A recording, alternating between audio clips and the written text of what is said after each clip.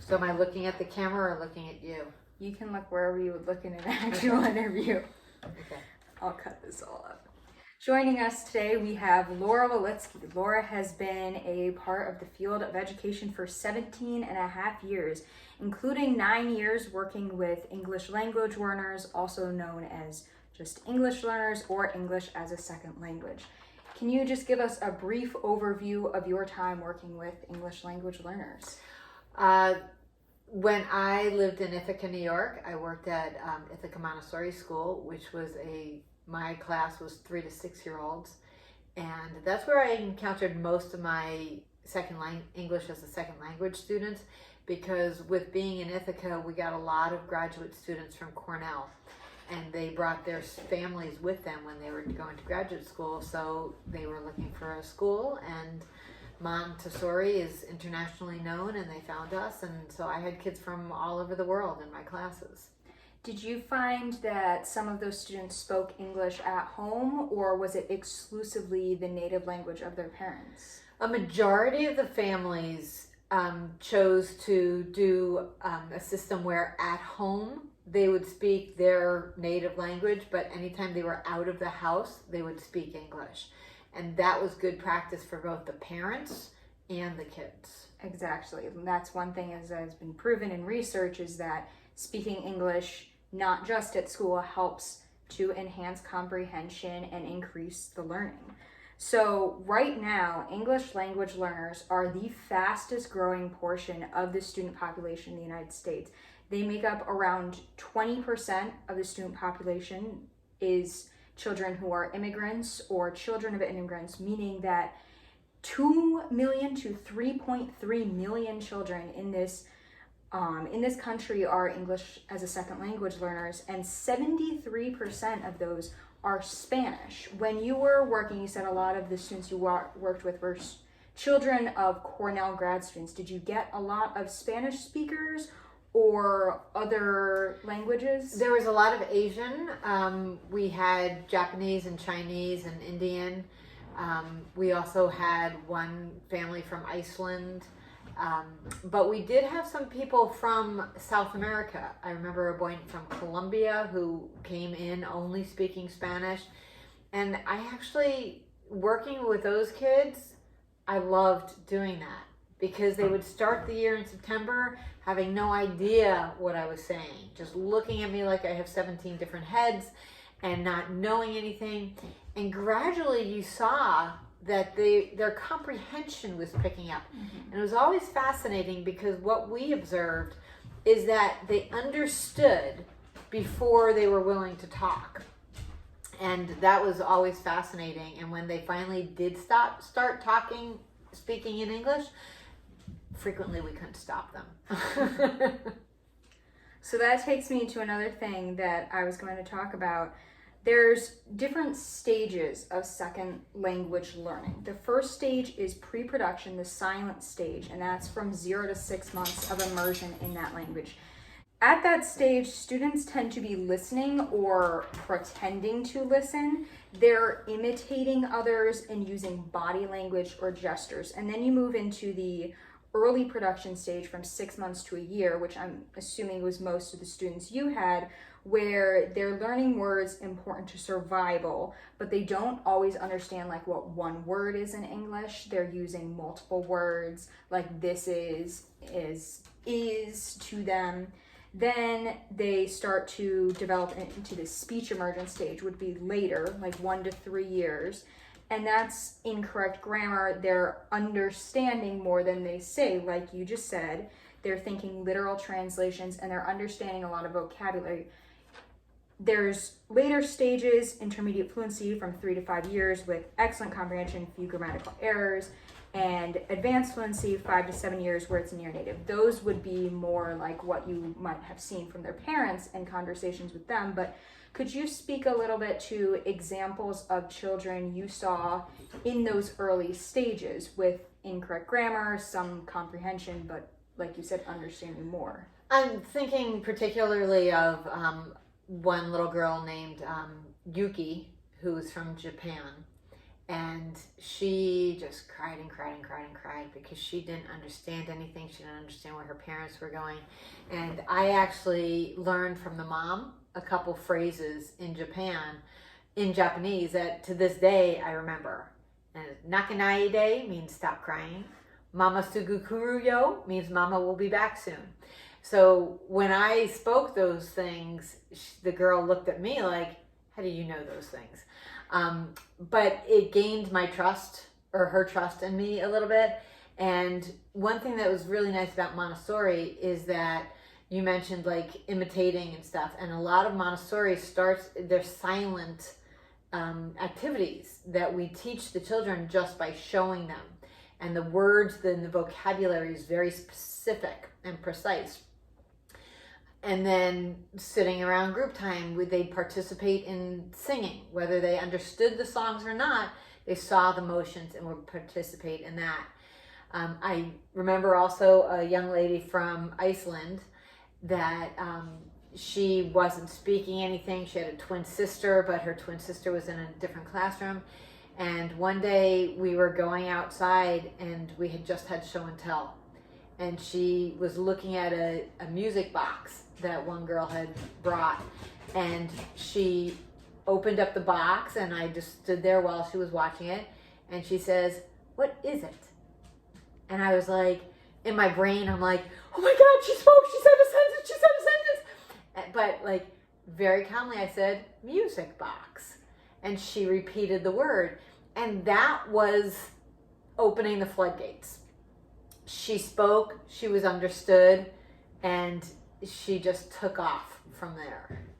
I think that what you just said demonstrates a lot of the good examples of how to teach English language learners, where you're using gestures embedded in context, like you said, with showing, and then in group settings where they can participate and see gestures, and also giving students extra time to speak, where you just stood there and waited for her to say something and then calmly showed her, gave her the answer of what it was. That's demonstrates that teaching.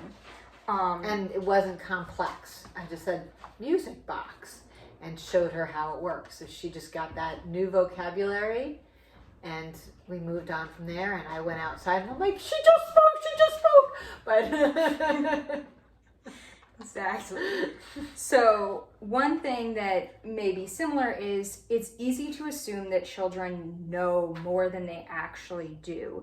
But one of the best ways to gauge their actual comprehension is to watch them interacting with their peers, because they tend to be more comfortable experiencing or experimenting with people their own age as opposed to adults. When did you see that happening? Did you ever experience that? I think watching, again, Montessori is a lot of, can be group activities or a couple partners, and seeing some of the kids sit with other children and doing what they're doing and wanting to be, and also just out on the playground. You don't need vocabulary to be kicking a ball or running around and stuff. So they made friends with the other kids, whether they could have a conversation with them or not, they made friends. And you saw that in who, when they would look around the room at circle time, who they chose to sit next to. And the reaction of like, yeah, come sit with me, I'll help you. And the kids understanding that they didn't speak English and helping them a little bit and showing them. And it was fascinating to watch the other students helping the ones who didn't speak well. That's really interesting. Yeah. So within learning English, there's two different sets of vocabulary. And the first one is basic interpersonal comprehension skills, and that's the language you need for social situations. It's heavily context embedded, comes from verbal and nonverbal cues, as well as pictures, things that you would frequently come across in a Montessori classroom. It's not specialized, it's day-to-day language, and that's the language that people tend to pick up first, no matter what age they are, from 6 months to 2 years. That's the language. Would you say that describes best the language that your students were learning? The other one would be CALP, which is cognitive academic learning proficiency, which is formal academic language specific to a subject area that's needed in school, and it's not just vocabulary, it's more it's the ability to understand as well as compare and synthesize, and there's not a lot of context. That takes longer, 7 to 10 years. I definitely think that, and it's fascinating because the timeline that you're looking at is, infants and up, whereas it's not right, infants and up, it's the time that it's exposed to the language, yes. And I think that's what we saw. I think in September, they didn't speak any English. Come like November, December, they were starting to experiment. Maybe January, February, they could communicate. And by the end of the school year in June, blah, blah, blah, blah, blah, blah, blah, blah, blah. And their comprehension was there, and their rate of speed of speaking was better. They were more secure, and they were more proficient. Mm-hmm. And it was fascinating when if their parents weren't done with the program and they were back again the next year, they weren't even in that category of English as a second language. They knew what they were doing. Mm-hmm. So another thing with teaching in the classroom, teaching English language learners, is that the teacher expectations make or break what happens to the student. If the teacher is willing to help the student, has high expectations for what they can do, those students will become successful. If they have low expectations, it will hurt the student.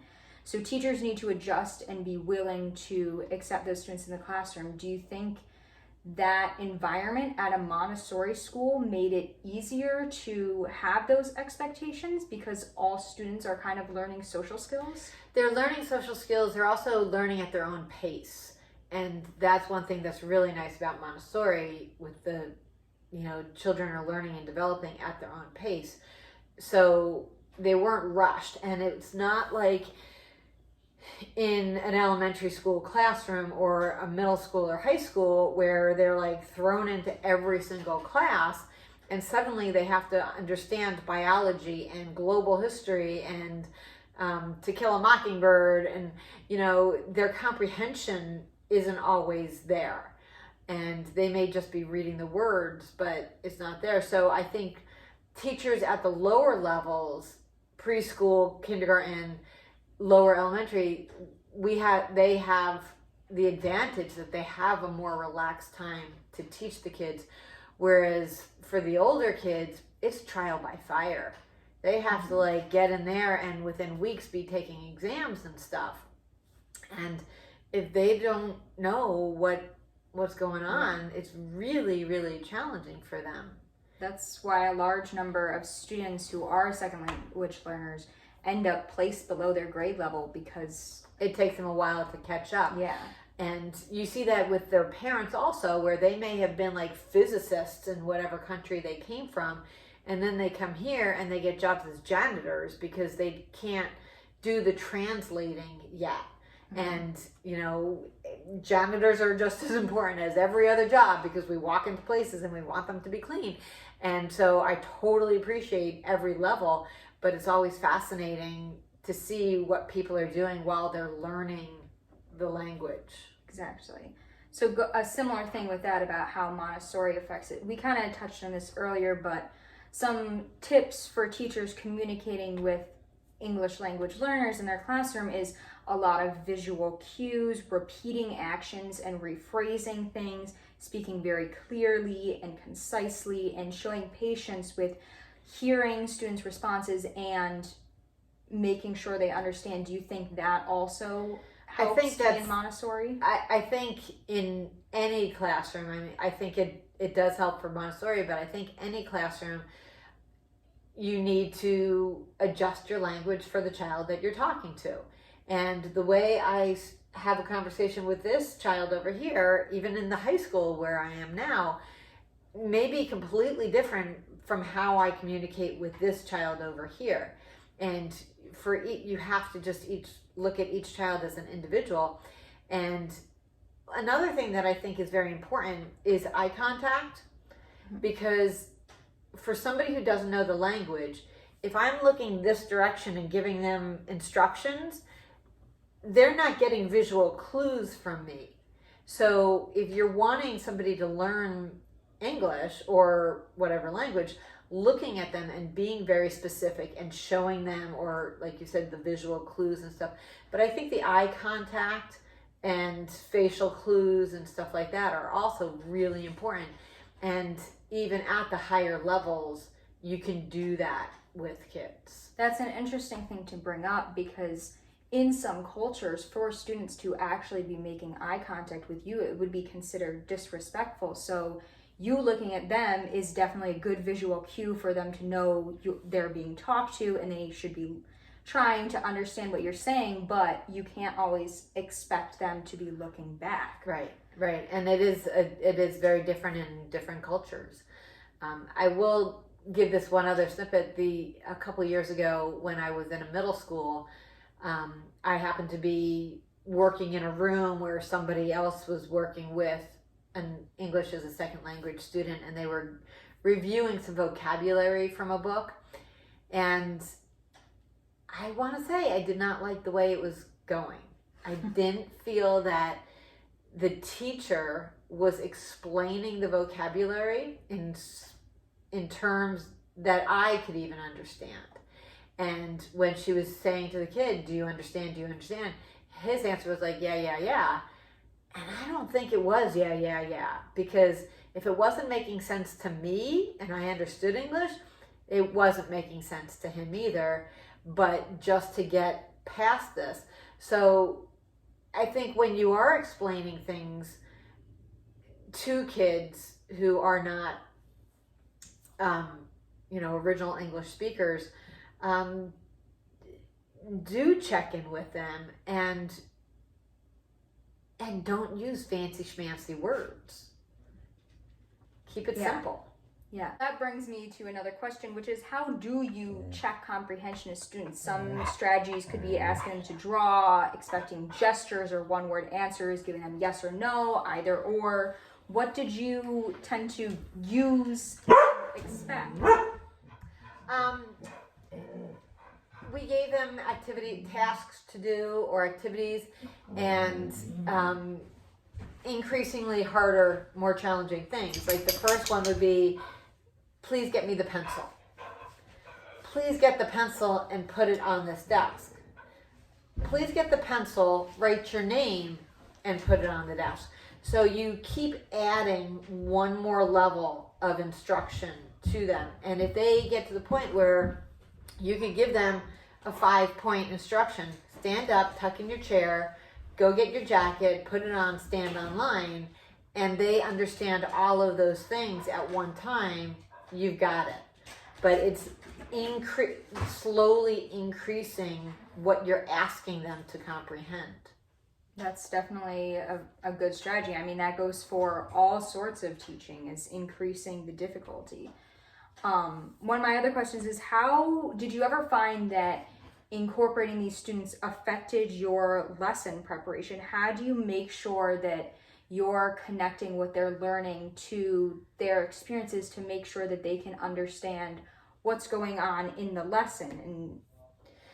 And I think that's where, again, going back to Montessori is very helpful, because it is a very hands-on thing. And it's, in terms of reading, the Montessori philosophy is that if a child comes in learning how to speak, then they could read, because it's a matching game between the sounds that they're making and the actual physical letter. And even if they're speaking another language, they're making sounds. So if you could create the sound and match it to the physical letter. So it was working, like I'd explain something as a group, but then maybe sit down with the child and go over it one more time and use simpler words and more hand gestures, and ask them, verbally, showing them your turn, and using the clues and slowing down my speech, because sometimes when I'm teaching, I'm blah, blah, blah, blah, I'm talking a mile a minute. So slowing things down so that they understand, and just following up with them. And if they're not doing something right, you go to them and you explain it again, or maybe use slightly different words, and get what you want. And sometimes, like the girl who spoke only Japanese in the beginning, sometimes it's finding out from the family how, like, if I want to say this, what's the phrase for me to say, hang up your coat, or lunchtime. So learning a little bit of their language, I think, goes a long way also, because even the young children see you're making the effort. So my last question for you is, right now you work as a paraprofessional working one-on-one with a high schooler. There is a huge misconception about English language learners that it is a learning disability, or that a lot of English language learners have some amount of a learning disability because they have a harder time comprehending a completely different language. So people make that assumption.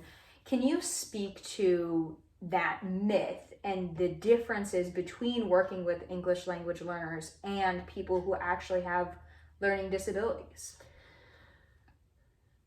I think one thing that I've heard over and over and over again is that English is one of the hardest languages to learn. And we don't think so because we were brought up this way.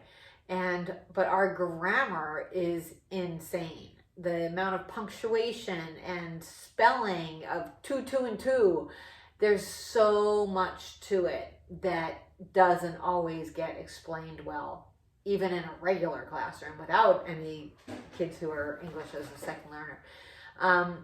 And I think once the kids grasp the vocabulary, you can't fail them because they're not writing a proper sentence. I think you have to take your time and, not, they should have had a comma here and they spelled this word wrong. I think there needs to be a little more patience. And the kids with learning disabilities, you cut them a little slack, or teachers frequently do. The person who I work with happens to be like excellent at grammar and spelling and sentence structure, and she's the type of kid who corrects other kids' things. She's the type of kid, if the teacher made a mistake or the reading that she's doing, she will correct that assignment before she can even go on to doing it herself. So there's so many different levels to that, but it's having patience for young kids and having patience for adults. And even with the volunteer work that I do, sometimes I meet families where English is not their first language, and it's the adults that I'm speaking to. And I still slow things down, phrase things more simply, make sure that I'm getting comprehension. And if there's a document that I need signed, sometimes I'll get it in their language. So you have to make accommodations. And I think every teacher at every age has to make accommodations. So even though they're very distinct categories, you do see a lot of similarities within that teaching. There is, because like I said before, every child is different. Exactly. Thank you. You're welcome.